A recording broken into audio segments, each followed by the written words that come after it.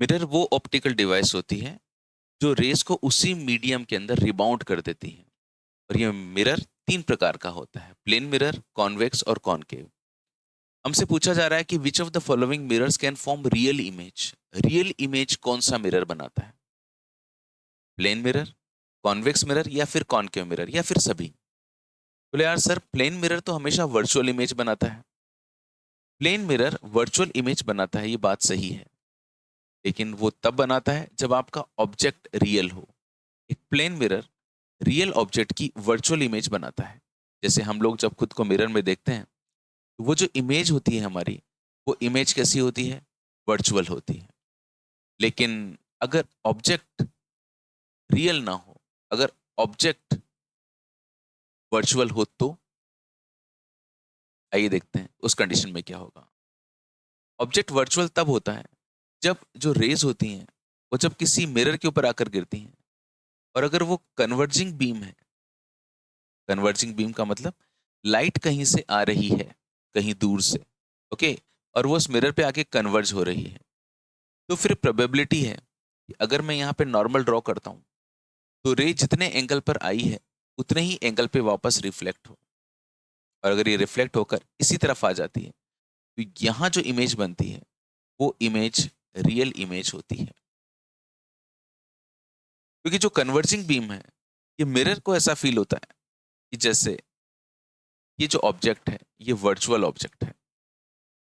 तो जब object virtual होता है, और ऑब्जेक्ट वर्चुअल कब होता है?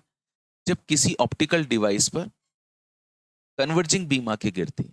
इस कंडीशन के अंदर रियल इमेज बन सकती है एक प्लेन मिरर में। मतलब अगर मैं यहाँ पे एक स्क्रीन लगा दूं तो मुझे इस स्क्रीन के ऊपर इमेज मिल जाएगी।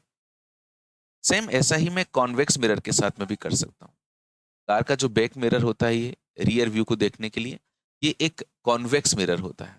अगर मैं इस कॉन्वेक्स मिरर पर कन्वर्जिंग बीम इंसिडेंट करता हूँ तो ये भी इसको वापस रिफ्लेक्ट कर सकती है इसी मीडियम में, और मुझे यहाँ पर रियल इमेज मिल सकती है। अक्सर जो कॉन्वेक्स मिरर होता है वह रेस का वर्चुअल इमेज बनाता है, लेकिन अगर कन्वर्जिंग बीम आ रही हो, मतलब जो ऑब्जेक्ट है वो ऑब्जेक्ट अगर वर्चुअल है, तो इसकी इमेज रियल बन सकती है।